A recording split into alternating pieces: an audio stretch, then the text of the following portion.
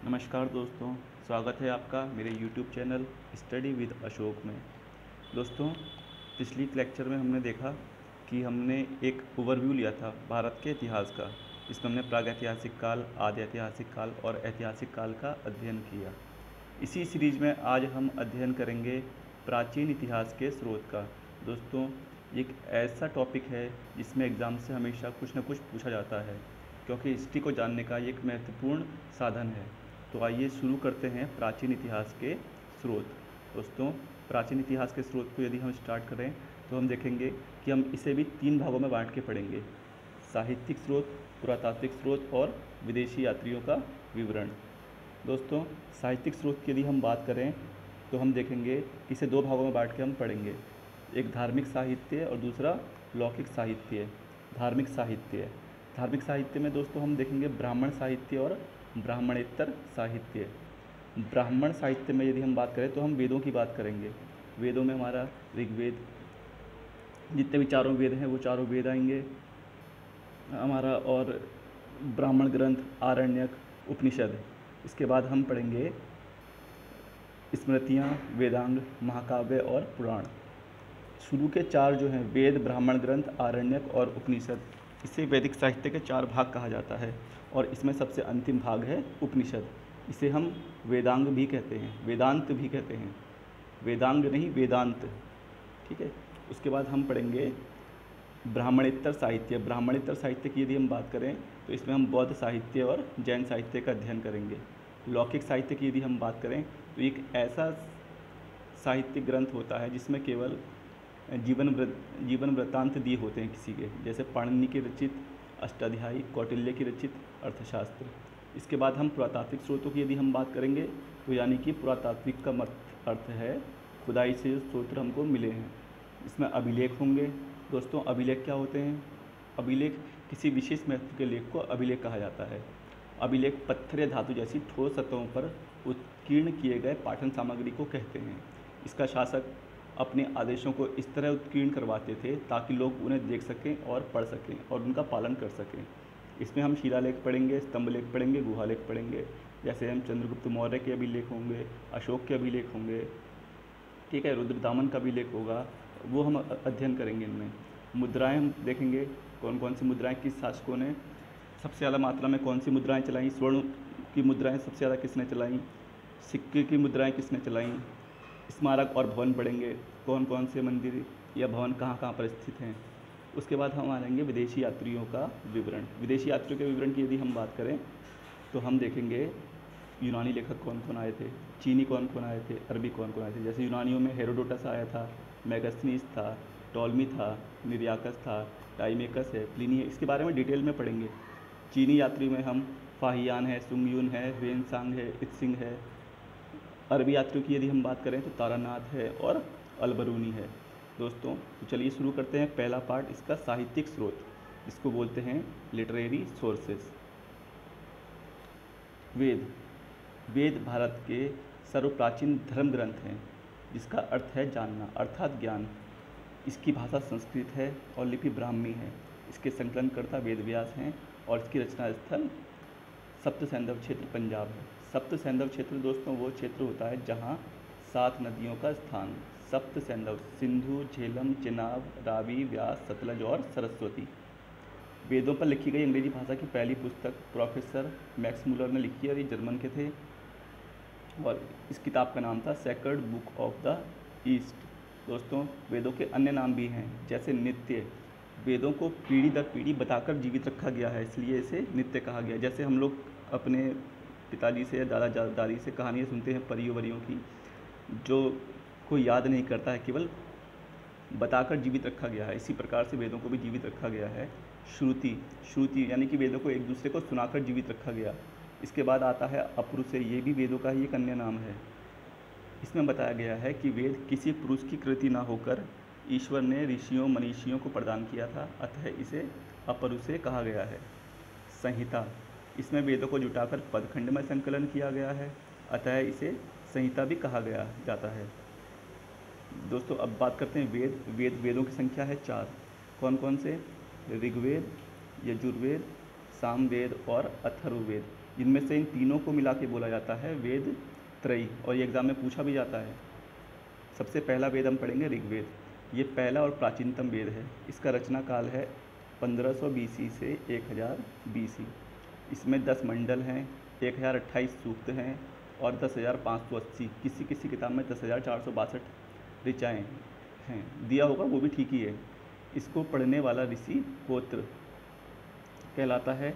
इसका पहला और 10वां मंडल सबसे अंत में जोड़ा गया है। इसके तीसरे मंडल में सूर्य देवता को समर्पित गायत्री मंत्र का उल्लेख है और 9वां मंडल में देवता सोम का उल्लेख है। इसके 10वां मंडल चातुर्वर्ण समाज की संकल्पना का आधार है, यानी कि 4 वर्णों की यहाँ पर बात की गई है। अच्छा दोस्तों, इसमें एक चीज़ और है कि हाँ, ये जो वाक्य लिया गया है अस्तोमा सद्गमय, ये वाक्य ऋग्वेद से लिया गया है। ये एग्ज़ाम में पूछा जाता है। इसके बाद पुरुष सूक्त, इसका उल्लेख 10वें मंडल में है। इस सूक्त में सर्वप्रथम 4 वर्णों ब्राह्मण, क्षत्रिय, वैश्य और शूद्र का उल्लेख मिलता है, जो क्रमशः ब्रह्मा के मुख, भुजाओं, जांघों और चरणों से उत्पन्न हुए हैं। यानी कि यहाँ पर बात की जा रही है वर्ण व्यवस्था की।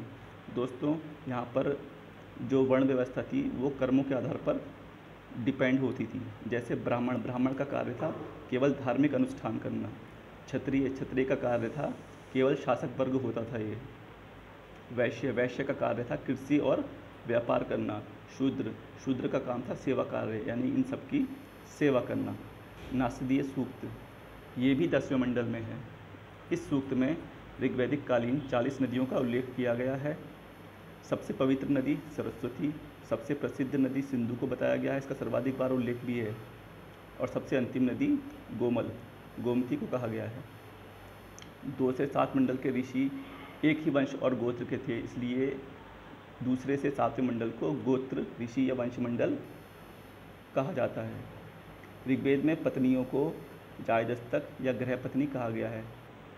दोस्तों, गोत्र की यदि हम बात करें तो गोत्र होता क्या है? गोत्र 2 शब्दों से मिलके बना है, गो प्लस त्रा। गो का अर्थ होता है इंद्रियां और त्रा का अर्थ होता है रक्षा करना, यानी कि इंद्रियों से स्वयं की रक्षा करना। इसको यदि हम देखें तो ये ऋषि के संदर्भ में ही बात कही गई है। ऋषि यानी कि ब्राह्मण जो हैं वो ऋषियों की संतानें माने जाते हैं, इसलिए प्रत्येक ब्राह्मण का संबंध एक ऋषि कुल से होता है। शुरुआत में केवल 4 ऋषि थे, जिसमें कश्यप, वशिष्ठ आदि थे। बाद में और भी ऋषि जुड़े, इसमें जैसे विश्वामित्र हैं। लेकिन कालांतर में जब हम वर्ण व्यवस्था ने जाति व्यवस्था का रूप ले लिया, तब यह पहचान स्थान और कर्म के साथ भी संबंधित हो गई। गोत्र के पीछे पहले मुख्य भाव एकत्रीकरण का ही था, किंतु वर्तमान में केवल कर्मकांडी औपचारिकता तक ही सीमित रह गया है। यजुर्वेद यज्ञ के नियमों या विधानों का संकलन है। इसमें गद एवं पद दोनों में है। 2 भाग शुक्ल यजुर्वेद और कृष्ण यजुर्वेद। शुक्ल यजुर्वेद यह है पद में और कृष्ण यजुर्वेद गद और पद दोनों में है। इसमें मंत्रों का उच्चारण करने वाला पुरोहित अर्धवर्यु कहलाता था। इसके उच्चारण करने वालों के नाम एग्जाम में अक्सर पूछे जाते हैं। तीसरा है सामवेद।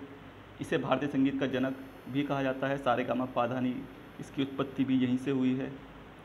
यज्ञ के अवसर पर गाए जाने वाले मंत्रों का संग्रह है और इसको गाने वाले पुरोहित को उद्गाता या उद्रातु कहा जाता है। चौथा है, सबसे बाद में जोड़ा गया है, अथर्ववेद।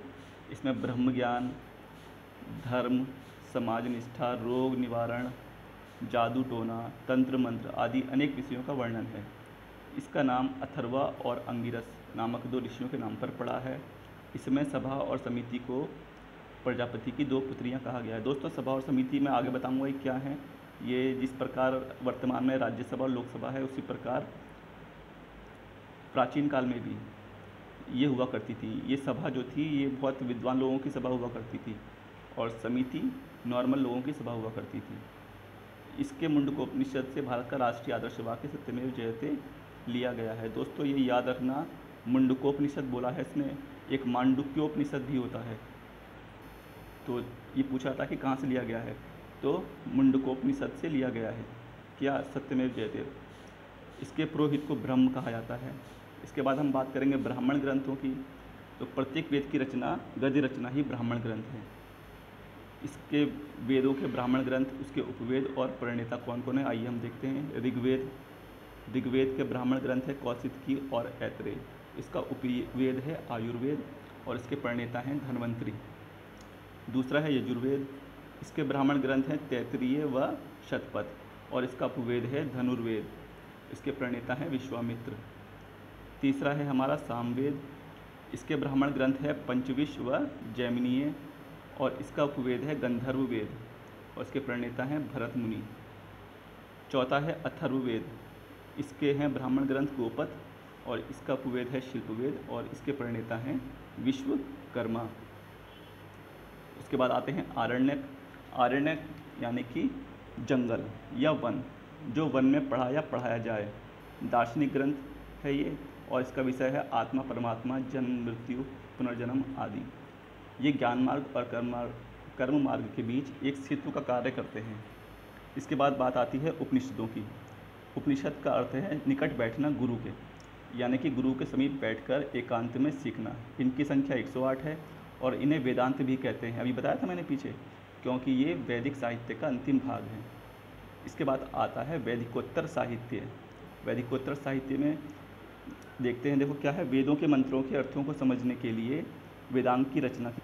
पहला है व्याकरण और इसमें मानव के अंग से तुलना की यदि हम बात करें तो मुख से इसकी तुलना की गई है और इसमें नाम और धातुओं की रचना, उपसर्ग प्रत्यय के प्रयोग और नियम ये सब बताए गए हैं।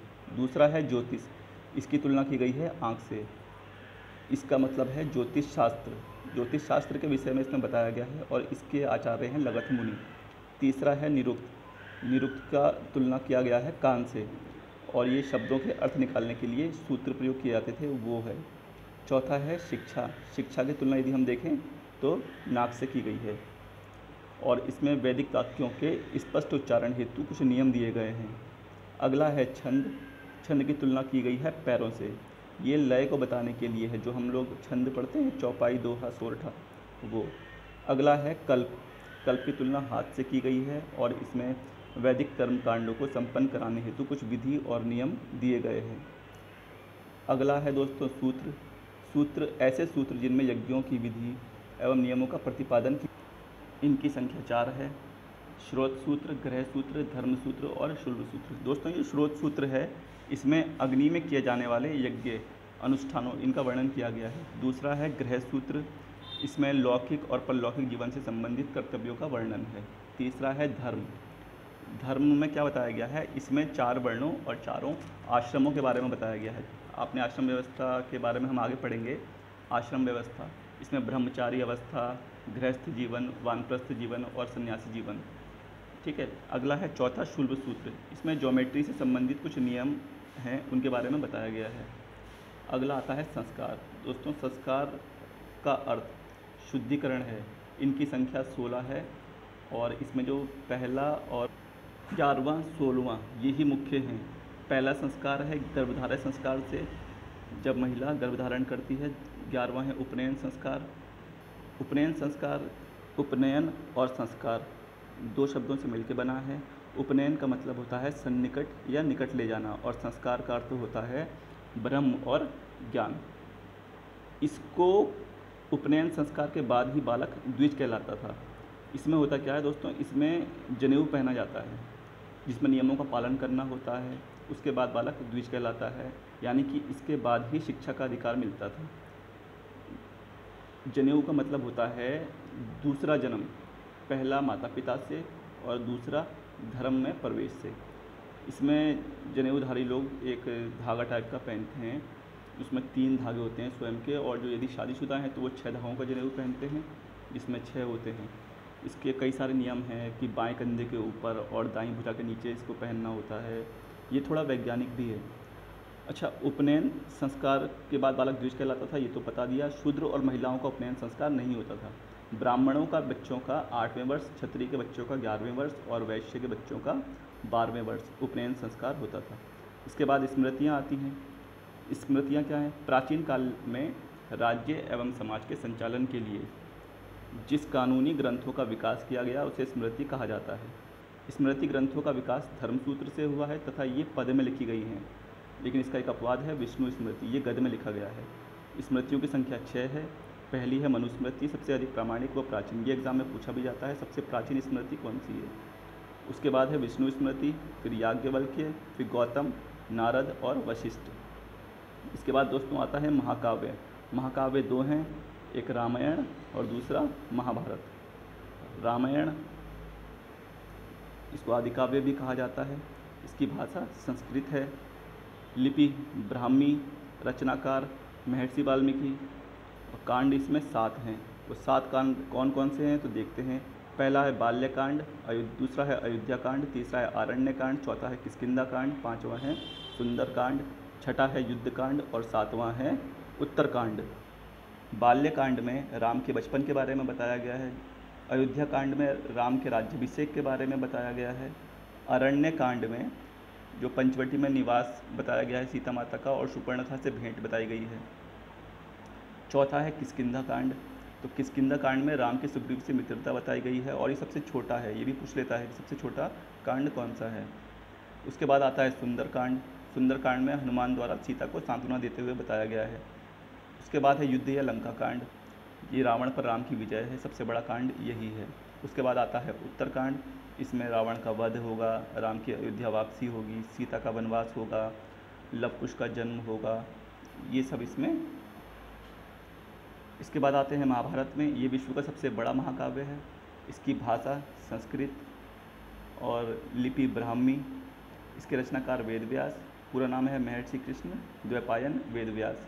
इसके पर्व या सर्ग की संख्या 18 है, और महाभारत का जो युद्ध था वो कुरुक्षेत्र में चला था 18 दिन तक। ये हरियाणा में है। सबसे प्राचीन सर्ग आदि पर्व है। भगवद गीता का उल्लेख जिसमें है वो भीष्म सर्ग है, और पांडवों के 12 वर्ष का वनवास जहाँ बताया गया है वो वन सर्ग है। दोस्तों रामायण का फारसी अनुवाद अब्दुल कादिर बदायूनी ने किया था, वहीं महाभारत का रज्मनामा नाम से जो अनुवाद था वो भी अब्दुल कादिर बदायूनी ने ही किया है। इसके बाद आते हैं हम पुराणों में। पुराण ऐतिहासिक कथाओं का विवरण इनसे हमें मिलता है, और इसकी रचना इसके रचयिता लोमहर्ष और उनके पुत्र उग्रश्रवा हैं। इनकी संख्या 18 है, और सब सर्वाधिक प्राचीन मत्स्य पुराण है। इसमें विष्णु के 10 अवतारों के बारे में बताया गया है। कुछ पुराण हैं उनसे संबंधित राजवंश भी हैं, जैसे विष्णु पुराण, इससे संबंधित मौर्य वंश, मत्स्य पुराण ये आंध्र सातवाहन वंश से संबंधित है, वायु पुराण ये गुप्त वंश से संबंधित है। इसके बाद आता है ब्राह्मणेतर साहित्य, इसमें हम बौद्ध साहित्य और जैन साहित्य पढ़ेंगे। बौद्ध साहित्य में जो भाषा थी वो पाली थी, और इसमें महात्मा बुद्ध के परिनिर्वाण के पश्चात उनके समस्त उपदेशों को 3 भागों में संकलित किया गया है, जो त्रिपिटक कहलाया। त्रिपिटक का शाब्दिक अर्थ होता है टोकरी, ठीक है। ये 3 है, विनय पिटक, सूत्र पिटक और अभिधम्म पिटक। विनय पिटक इसमें क्या है, संघ संबंधी नियम है, और इसके संकलनकर्ता उपाली हैं। दूसरा है सूत्र पिटक, इसमें धार्मिक सिद्धांत के बारे में बताया गया है, और इसके संकलनकर्ता आनंद, ये सबसे बड़ा भी है। तीसरा है अभिधम्म पिटक, इसमें दार्शनिक सिद्धांतों के बारे में बताया गया है, और इसके संकलनकर्ता हैं मोगलीपुत्र तिस। दीपवंश महावंश ये मौर्यकालीन इतिहास की जानकारी हमें देता है। हीनयान संप्रदाय का प्रमुख ग्रंथ कथावस्तु है, और महायान संप्रदाय का प्रमुख ग्रंथ ललित विस्तार और दिव्यावदान है। जैन साहित्य की बात करें तो जैन साहित्य को आगम या अंग कहा जाता है। जैन धर्म का प्रारंभिक इतिहास कल्पसूत्र से ज्ञात होता है, और इसकी रचना भद्रबाहु ने की थी। भगवान महावीर के जीवन कार्यों का विवरण भगवती सूत्र में मिलता है। इसके बाद बात करें हम लौकिक साहित्य की, तो देखिए लौकिक साहित्य में क्या है, कौन कौन से रचनाकार हैं, उन्होंने क्या क्या लिखा है। अष्टाध्यायी की रचना करी है पाणिनि ने, और ये एक व्याकरण ग्रंथ है, ठीक है। मुद्रा राक्षस विशाखदत्त ने, ये मौर्य काल के बारे में जानकारी देता है। महाभाष्य पतंजलि ने लिखी है, इसमें पुष्यमित्र शुंग के बारे में जानकारी मिलती है। अगला है कथा सरित सागर, ये सोमदेव हैं रचनाकार इसके, और इसमें भी मौर्य काल के विषय में जानकारी मिलती है। उसके बाद है बृहत कथा मंजरी, और इसे क्षेमेंद्र ने लिखा है, और इसमें भी मौर्य काल के विषय में जानकारी मिलती है। उसके बाद है नीतिशास्त्र। नीतिशास्त्र कामदत्त द्वारा रचित है, गुप्तकालीन वंश के बारे में जानकारी मिलती है। अर्थशास्त्र कौटिल्य ने रची है, मौर्य काल के बारे में जानकारी मिलती है। मृक्षकटिकम शूद्रक ने लिखी है, गुप्त काल के बारे में जानकारी। हर्षचरित बाणभट्ट द्वारा रचित, हर्षवर्धन के बारे में जानकारी। राज तरंगिणी कल्हण द्वारा रचित और कश्मीर के इतिहास के विषय में जानकारी मिलेगी इसमें। पृथ्वीराज रासो चंद ने लिखी है और इसमें पृथ्वीराज चौहान के बारे में जानकारी मिलेगी। इसके बाद हम बात करते हैं दोस्तों पुरातात्विक स्रोत की, यानी कि खुदाई से हमको क्या क्या मिला है। सबसे पहले तो हम बताएंगे कि अभिलेख के अध्ययन को एपिग्राफी कहा जाता है और अभिलेख तथा दूसरे प्राचीन दस्तावेजों की प्राचीन लिपि के अध्ययन को पैलियोग्राफी कहा जाता है।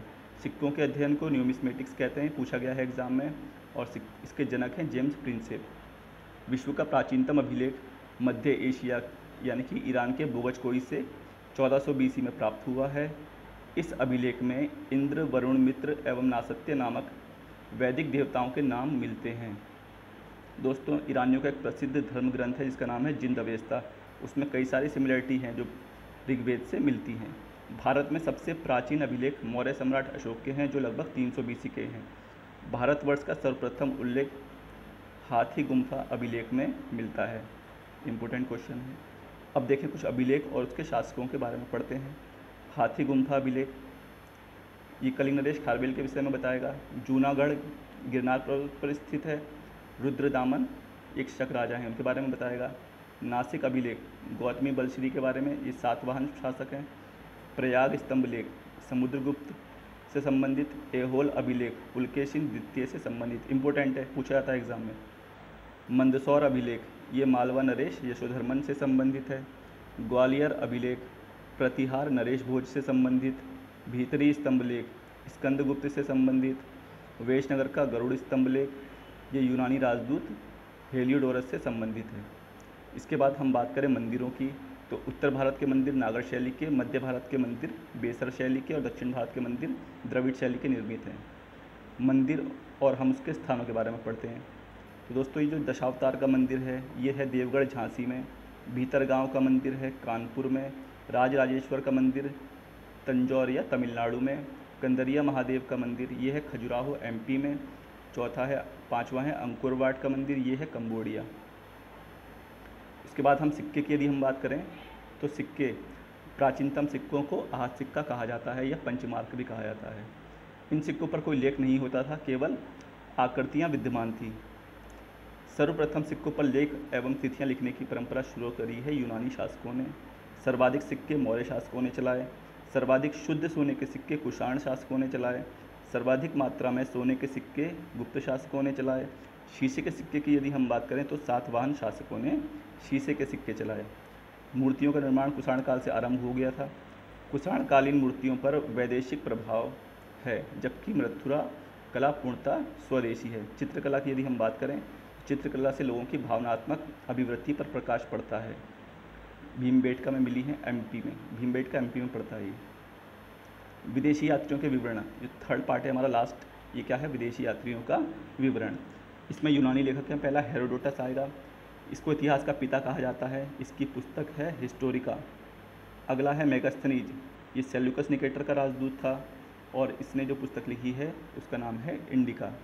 एक अज्ञात लेखक है जो ईसवी सन की पहली सदी में भारतीय बंदरगाहों, प्राकृतिक स्थिति व व्यापार पर प्रकाश डाला है। इसकी रचना है पेरिप्लस ऑफ द एरिथ्रियन सी। उसके बाद है टॉलमी, ये भारतीय भूगोल व वाणिज्य की जानकारी इससे मिलती है, इनकी पुस्तक है ज्योग्राफी।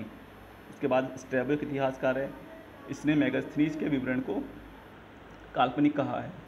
उसके बाद रोमन लेखक हैं प्लिनी, इसने भारत और इटली के बीच व्यापारिक संबंध बताए गए हैं और इसकी पुस्तक नेचुरल हिस्टोरिका है। अगला चीनी लेखक है फाहियान, इसने चंद्रगुप्त सेकंड के शासनकाल में आया था और इसकी रचना है फूको की। उसके बाद ह्वेनसांग या इसको युआन च्वांग भी कहा जाता है, ये हर्षवर्धन के समय 629 BC में भारत आया था। इसकी रचना है CU की। इसके बाद इत्सिंग आएगा, यह 7वीं शताब्दी में भारत आया तथा नालंदा व विक्रमशिला विश्वविद्यालयों का वर्णन किया है। इसके बाद अरबी लेखक आएगा सुलेमान, ये 9वीं शताब्दी में पाल और प्रतिहार शासकों का वर्णन किया है इसने अपनी किताब में। इसके बाद अलबरूनी, ये महमूद गजनवी के समकालीन है, इसने भारत के निवासियों की दशा का वर्णन, उनकी रचना तहकीक-ए-हिंद है, जिसको किताब उल हिंद भी कहा जाता है। इम्पोर्टेंट है, पूछा जाता है। दोस्तों पूछ लेता है एग्ज़ाम में, भारत आने वाला पहला चीनी यात्री कौन था? फाहियान। ठीक है। उसके बाद ह्वेनसांग, ये क्रम से है। उसके बाद इत्सिंग, ठीक है। तो दोस्तों यदि आपको ये वीडियो अच्छी लगे तो उस पर लाइक, कमेंट और शेयर ज़रूर करें, और लेटेस्ट अपडेट के लिए सब्सक्राइब का बटन ज़रूर दबाएं। धन्यवाद।